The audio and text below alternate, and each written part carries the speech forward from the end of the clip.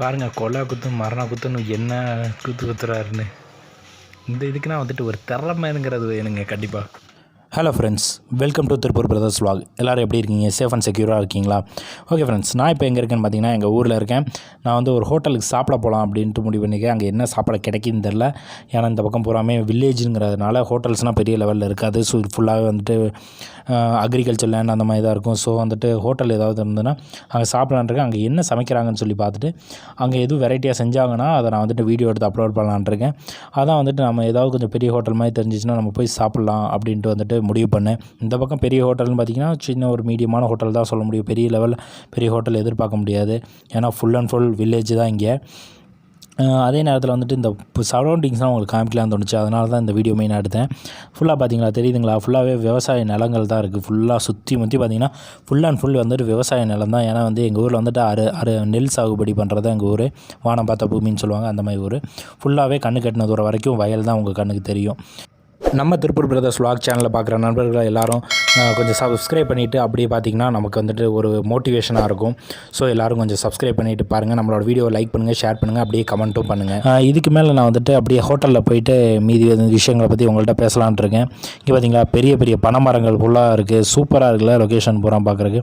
என்ன கருவேலஞ்செடி தான் அதிகமாக இருக்குது. அதனால் ரிமூவ் பண்ணாங்கன்னா இன்னும் கொஞ்சம் நீர் வளம் வந்துட்டு அதிகமாக பெருகும். ஓகே ஃப்ரெண்ட்ஸ், வாங்க நம்ம இன்னைக்கு ஹோட்டலில் போயிட்டு பேசலாம்.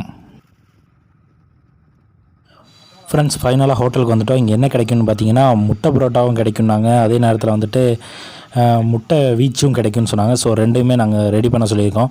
இப்போ அது எப்படி ப்ரிப்பேர் பண்ணுறாங்கிறத நான் சொல்கிறேன். முட்டை பரோட்டா ப்ரிப்பேர் பண்ணுறதுக்கு ஃபஸ்ட் வந்து வெங்காயம், கருவேப்பிலை, அதுபோக பச்சை மிளகா, கொஞ்சம் தக்காளி ஆட் பண்ணி எண்ணெயை ஆட் பண்ணி தோசைக்கல்லில் போடுறாங்க. அதுக்கப்புறம் நல்லா வந்து ப்ரௌனிஷாக வந்துட்டு அது ஃப்ரை ஆகிற வரைக்கும் நல்லா வந்துட்டு இது பண்ணிக்கிறாங்க. அதை எப்படி சொல்கிறது, மிக்ஸ் பண்ணுற மாதிரி பண்ணி விட்றாங்க.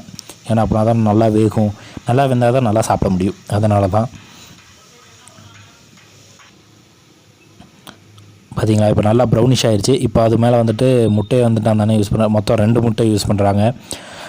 முட்டையை யூஸ் பண்ணி இப்போ பார்த்திங்கன்னா அடுத்து வந்துட்டு மிக்ஸ் பண்ண ஆரம்பிக்கிறாரு. மிக்ஸ் பண்ணிகிட்டு இருக்காரு. ஏன்னா முட்டை பரோட்டாவுக்கு மெயினானது முட்டை இல்லையா? முட்டை அது மட்டும் இல்லாமல் பரோட்டாவும் முக்கியம் தாங்க. இப்போ அதுக்கு அடுத்து பார்த்திங்கன்னா பெப்பர் கொஞ்சம் யூஸ் பண்ணியிருக்காரு இப்போ பரோட்டாவுக்கு போடுறதுக்கு. அதுக்கப்புறம் வந்துட்டு இப்போ பார்த்திங்கன்னா புரோட்டா இருக்குல்ல, புரோட்டா ஆட் பண்ணிட்டாரு. அதுக்கப்புறம் கொஞ்சம் வந்துட்டு அந்த குருமா சொல்லுவோம், புரோட்டாவோட குருமா சால்னான்னு சொல்லுவோம்ல, அது யூஸ் பண்ணியிருக்காரு. இப்போ பார்த்திங்கன்னா தெரியுதுங்களா? இப்போ பார்த்திங்கன்னா அதுக்கப்புறமான ப்ராசஸ் என்னென்னு பார்த்திங்கன்னா ஓகே, அடுத்து வந்துட்டு புரோட்டா வந்துட்டு மிக்ஸ் பண்ணுறாரு. அந்த கிரேவி எல்லாம் வந்து மிக்ஸ் ஆகிற மாதிரி ஃப்ரை இது பண்ணுறாரு. இப்போ பார்த்திங்கன்னா நல்லா கொத்துறாரு, தெரியுதுங்களா? சவுண்டு உங்களுக்கே கேட்கும். நல்லா கொள்ளை குத்து மரணா குத்துன்னு குத்திக்கிட்டு இருக்காரு. பாருங்கள், விட்டு டம்முன்னு சவுண்டு கிழியுது. இதுக்கு இவருக்கு பாருங்கள், இதுக்குன்னா வந்துட்டு ஒரு திறமை வேணுங்க இந்த மாதிரி வந்து பண்ணுறதுக்கு. பாருங்கள், விட்டு குத்து வந்துடுறாரு.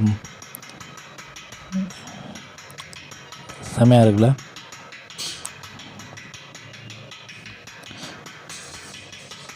ஃப்ரெண்ட்ஸ், இந்த கொத்து பரோட்டா பார்த்தீங்கன்னு வைங்களேன், எவ்வளோ தெரியுமா?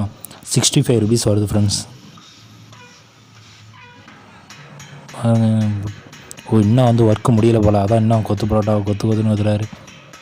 எப்படி நான் வந்து நூடுல்ஸ் ஆயிரும் அந்த கொத்து பரோட்டா, இந்த குத்துறாரு. அவ்வளோதான். ஓகே, ரெடி பண்ணிட்டாரு. அவ்வளோதான் ஃப்ரெண்ட்ஸ். இப்போ பார்த்தீங்கன்னா ஃபஸ்ட்டு கொத்து பரோட்டா ரெடி பண்ணி மேலே வந்து பெப்பர் கொஞ்சம் யூஸ் பண்ணிட்டாரு. நெக்ஸ்ட்டு பார்த்தீங்கன்னா வீச்சு பரோட்டா கேட்டிருந்தோம். மொத்தம் 2 வீச்சு பரோட்டா, அதுவும் முட்டை வீச்சு கேட்டிருந்தோம். ஸோ அடுத்து பார்த்திங்கன்னா முட்டை வீச்சு பரோட்டா வந்துட்டு ரெடி பண்ணுறாரு. அது எப்படி ரெடி பண்ணுறாருன்னு பார்க்கலாம். இப்போ பார்த்திங்கன்னா நல்லா தெரியுதுங்களா? இப்போ வாங்க, அந்த வீசுறது வந்து அவங்களுக்கு தாங்க கரெக்டாக சொல்லப்போனால் வரும். நம்மனா வீசினோம்னா நமக்கு வந்து அந்த இதுவே வராது. இப்போ பார்த்திங்கன்னா எடுத்துக்கொண்டு தோசைக்கல்லில் போட்டார். இன்னொன்று அடுத்தது வந்துட்டு ரெடி பண்ணுறாரு. ஏன்னா மொத்தம் 2 வீச்சில் அதுக்கு ரெடி பண்ணுறாரு. சப்பாத்தி கட்டையை வச்சு தான் தைக்கிறாங்க. ஆனால் அவங்களுக்கு அந்த இது எப்படியோ பழகிரும் போலங்க. கொஞ்ச நாள் பார்த்திங்கன்னா ஏதோ துணியை எடுத்து துவைக்கிற மாதிரி தான் இருக்குது. பார்த்திங்கன்னா கடைசியாக பார்த்தா நீட்டாக வந்துடுது. லேசாக பரோட்டா லைட்டாக கிழிஞ்சிருக்கு. அது ஒன்றும் பெரிய விஷயம் இல்லை.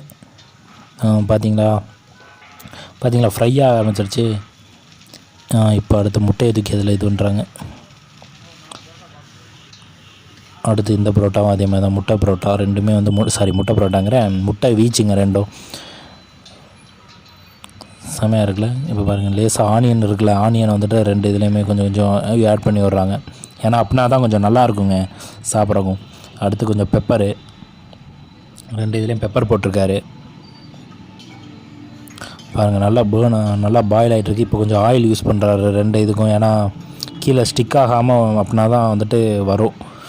அதுக்காக நல்லா வந்துட்டு வேக வைக்கணும், அப்படின்னா தான் புரோட்டா வந்துட்டு நல்லா வெந்திருக்கும். ஏன்னா வீச்சு புரோட்டாங்கிறது கொஞ்சம், ஆனால் இந்த வீச்சு புரோட்டாவை பொறுத்த வரைக்கும் சூடாக சாப்பிட்டா தாங்க நல்லாயிருக்கும். அடுத்து இன்னொருத்தவங்க யாரோ வந்துட்டு கொத்து புரோட்டா கேட்டிருப்பாங்க போல், அதுக்காக அடுத்து இன்னொருத்தவங்களுக்கு ரெடி பண்ணுறாரு. சொன்ன பார்த்தீங்களா, தக்காளி, வெங்காயம், பச்சை மிளகா, அப்புறம் ஆயில், பெப்பர் இதெல்லாம் யூஸ் பண்ணியிருக்காரு இந்த இதுக்கும். ஓகே, நம்ம புரோட்டா என்ன ஆகுது பாருங்கள், வெந்துட்டுருக்கு. இதுதான் முட்டை வீச்சு. செமையாக இருக்குல்ல, சாப்பிட்றது சூப்பராக இருக்கும், சாப்பிட்றதுக்கு நல்லாயிருக்கும். இதெல்லாம் சூடாக சாப்பிட்டா தாங்க நல்லாயிருக்கும். ஆற விட்டுட்டிங்கன்னா வந்துட்டு புரோட்டா சாப்பிட்றதுக்கு சாப்பிட்ட ஃபீலே இருக்காது சொல்லப்போனால்.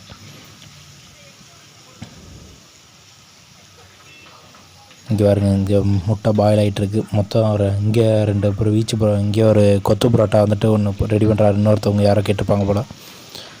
நமக்கு ஏற்கனவே ரெடி ஆயிடுச்சு.